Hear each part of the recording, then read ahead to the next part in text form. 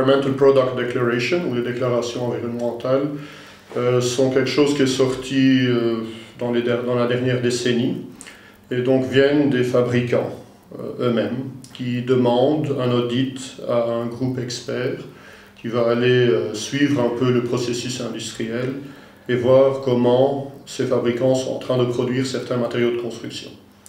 Maintenant, tout ceci semble une très bonne idée parce que ce sont des données fiables du chantier, entre guillemets, ou du processus industriel lui-même.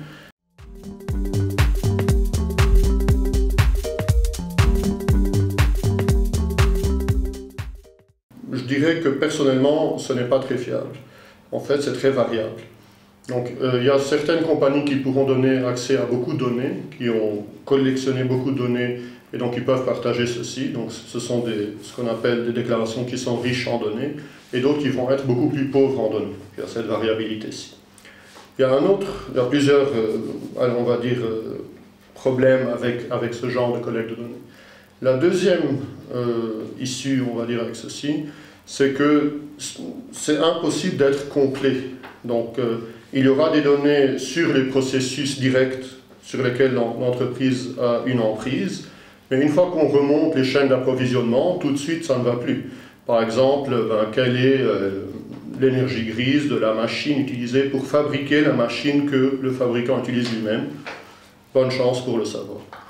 Et donc, si on regarde ces inputs-ci sont très minimes un à un, mais la somme de tous ces inputs qui sont minimes un à un n'est pas du tout minime. C'est ça le gros problème de ce qu'on appelle le process analysis, sur lequel les déclarations se basent. Et donc cette approche qui se dit process analysis, qu'on va retrouver aussi dans la base de données EcoInvent et en général dans beaucoup d'analyses de cycle de vie, souffre de ce qu'on appelle l'erreur de troncature, parce que dans les chaînes d'approvisionnement qui sont prises en compte, finalement on coupe à un certain moment parce qu'on ne sait plus.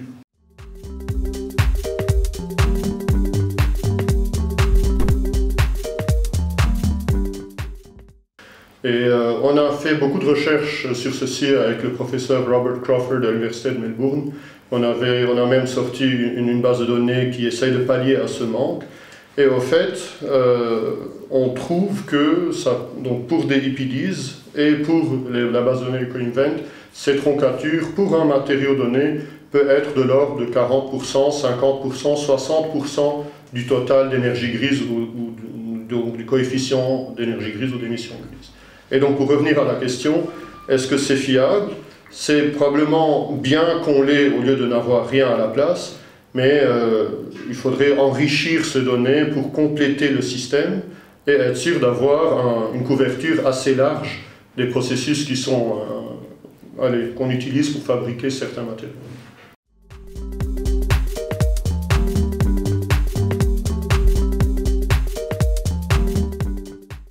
On donne le même produit à modéliser à deux modélisateurs ACV, on va typiquement, pour le moment, avoir des résultats qui vont se ressembler, mais qui ne sont pas les mêmes.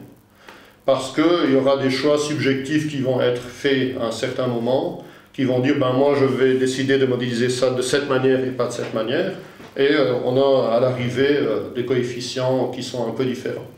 Et donc il y a un paper qui a été fait au Brésil je pense que je l'avais circulé, donc fin novembre 2022, il y a presque un an maintenant, qui comparait 500 plus EPDs et qui trouvait que pour pouvoir les comparer, l'indice de comparabilité était de l'ordre de 0,1%.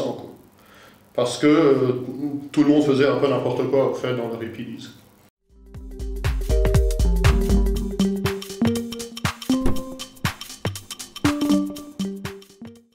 Il y a un peer review, donc les EPDs doivent tous être peer reviewed, ça c'est bon. Maintenant, dans les faits, qu'est-ce que ça vaut? On a testé ici, Architecture et Climat, on a pris un EPD, on avait quelques doutes sur certaines hypothèses, on a contacté l'émetteur de l'EPD et le certificateur, donc le peer reviewer, 6 fois chacun, sans aucune réponse, par exemple. Et le EPD datait de moins que de 6 mois. Donc c'est difficile de dire que ces personnes ont bougé depuis. Et donc on est après remonté à la compagnie qui avait fait, et même là on n'a pas eu de réponse, parce que je pense qu'on challengeait un tout petit peu les données qui sortaient de l'IPD.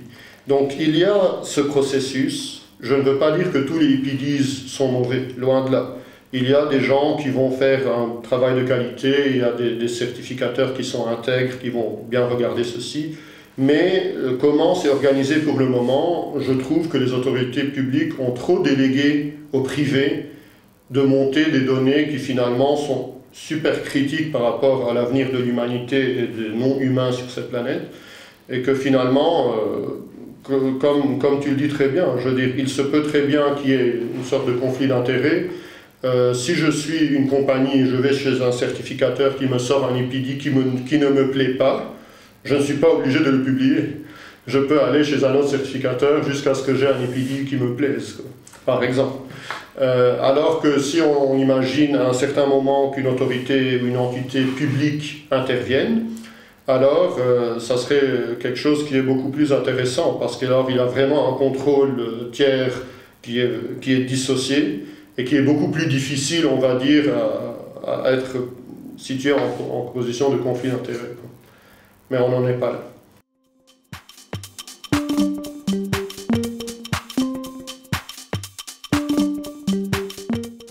Donc ce qui se passe en fait, quand quelqu'un a fait une EPD, généralement ce n'est pas le fabricant lui-même qui l'a fait. Ça se peut, donc certains grands groupes de fabricants font eux-mêmes leurs EPD, mais en général ils font appel par exemple à des gens, des bureaux d'études qui sont spécialisés dans le domaine, donc ils vont faire une EPD. Ils vont alors l'introduire dans la base de données, mais avant de pouvoir l'introduire, cette EPD doit être validée. Et alors, il y a en Belgique un certain nombre de vérificateurs indépendants qui sont reconnus par le service public fédéral. Et ces vérificateurs vont donc contrôler l'ensemble des hypothèses des données de l'EPD avant donc de pouvoir l'introduire dans la base de données. Une fois que les données sont introduites dans la base de données, au moment de l'introduction dans la base de données, le fabricant peut choisir si oui ou non il veut intégrer les données dans Totem.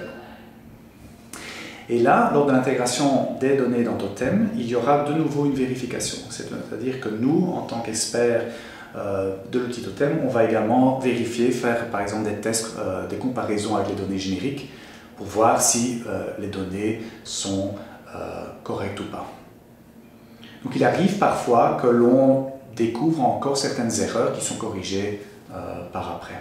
Pour donner quelques exemples, avec les matériaux biosourcés, on regarde que les flux biogéniques soient corrects, que la balance biogénique soit correcte sur l'ensemble du cycle de vie. On fait des contrôles, par exemple, pour voir que, de manière générale, au niveau remplacement, etc., que ça soit correct. Que les indicateurs soient quand même à peu près dans le même ordre de grandeur, hein, même si naturellement, je veux dire, le but d'une EPD, généralement, c'est que les impacts soient plus faibles que les données génériques, mais s'il y a vraiment des grandes différences que l'on ne comprend pas, on va poser des questions aux vérificateurs ou aux producteurs de matériaux.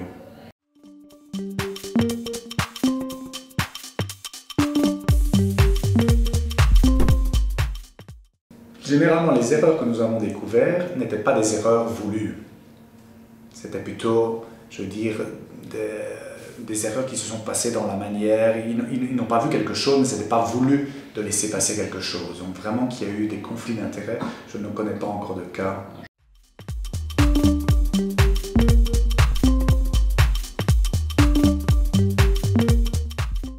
Les producteurs qui décident de réaliser des EPD, pour l'instant, c'est clairement les frontrunners, c'est-à-dire ce sont les producteurs qui sont déjà engagés en termes de réduction d'impact environnemental et qui veulent faire valoir leurs efforts en la matière. Donc évidemment, on sait qu'on a les bons élèves de la classe. Par contre, et en plus c'est sur base volontaire les EPD, il n'y a pas d'obligation directe en tout cas à avoir des EPD. Si on se met dans un schéma où les EPD seraient obligatoires par exemple, ce qui n'est pas du tout le cas aujourd'hui, à ce moment-là, on aurait une plus grande représentativité au niveau des écarts d'impact entre les produits, quoi. Donc je pense que, quelque part, on pourrait se passer des génériques à partir du moment où on est dans cette configuration-là. En France, par exemple, ça fonctionne comme ça parce qu'ils ont un énorme volume d'EPD. Nous, on ne peut pas se passer des données génériques aujourd'hui parce qu'en fait, ce serait juste un malheureux pour les utilisateurs de ne pas avoir un panel suffisamment large de produits pour pouvoir modéliser. Donc nous, on continue à alimenter la base de données générique simplement pour offrir aux utilisateurs l'ensemble des solutions dont ils ont besoin pour leur bâtiment, quoi. Donc le jour où, et on en rêve qu'il y ait vraiment des EPD pour l'ensemble des produits qui sont utilisés dans le secteur de la construction, à ce moment-là, effectivement, la base de données générique pourra être mise de côté, quoi. Il n'y a pas énormément de producteurs qui sont montés dans le bateau des EPD à ce stade-ci.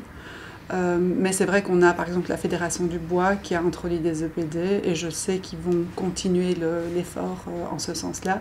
Bon, sur les produits bois, c'est justifié puisqu'on est quand même sur des produits qui sont, comment je peux dire, assez standardisés, pas très spécifiques au niveau de leur production.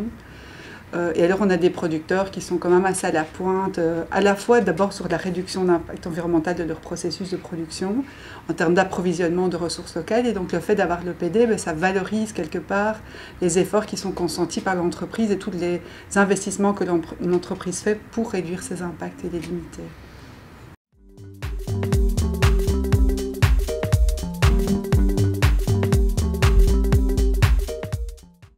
Alors après, c'est vrai que nous, au niveau plutôt développement économique, mais région par région, il y a quand même une volonté de pouvoir inciter les producteurs de matériaux à introduire des EPD. Alors on essaie de les soutenir par différents moyens. Donc il y a eu des chèques innovation par exemple qui ont permis de pouvoir faire des analyses de cycle de vie et pour aboutir in fine à des EPD. On ne peut pas faire des aides directes, mais disons qu'il y a aussi la promotion au travers la communication de l'outil Totem. On sait bien que les producteurs sont intéressés parce que ça visibilise aussi leurs produits et les qualités environnementales de leurs produits quand ils font des efforts pour réduire leur empreinte environnementale.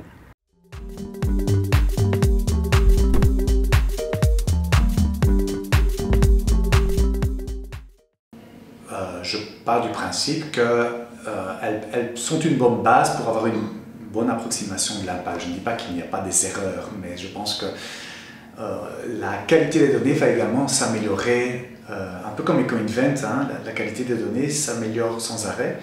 Et on remarque malgré tout, en particulier pour les indicateurs qui commencent à être fort utilisés, comme par exemple tout ce qui est réchauffement climatique, que quand on fait des études comparatives, de bases de données ou de différents bâtiments, on remarque quand même qu'on est toujours à peu près dans les mêmes zones d'impact. Donc on voit que les données sont quand même de plus en plus précises et qu'on n'a plus énormément de grandes différences entre les types de matériaux, etc.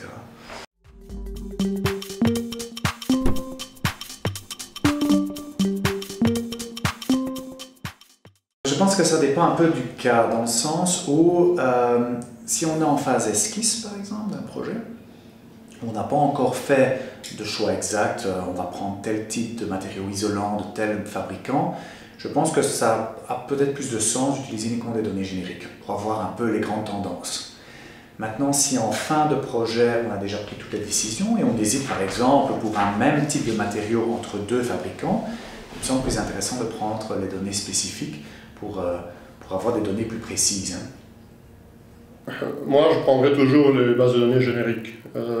Parce que le taux de fiabilité est beaucoup plus élevé par rapport à tout ce qu'on vient de dénoncer. Et surtout, d'un point de vue purement statistique, pour chaque valeur qui sort d'une base de données générique, on a typiquement un échantillon qui est plus large derrière et qui fait la moyenne de ces différents points collectés de différents processus industriels pour ce même produit. Alors que pour des EPDs, on a typiquement un seul point qui correspond à celui du fabricant. Mais donc, on peut avoir des variabilités statistiques qui peuvent être significatives. Et donc, d'un point de vue fiabilité, les bases de données génériques sont meilleures. D'un point de vue faire paraître que mon projet est meilleur pour l'environnement, alors je peux choisir des EPDs qui ont des impacts très faibles, mais on sait que l'erreur de troncature peut aller du simple au double, au triple pour certains matériaux. Il y en a un qu'on avait trouvé qui était 100 fois plus quand on complétait toutes les chaînes d'approvisionnement comparé à des données process. Donc là, voilà, ça pose quand même question.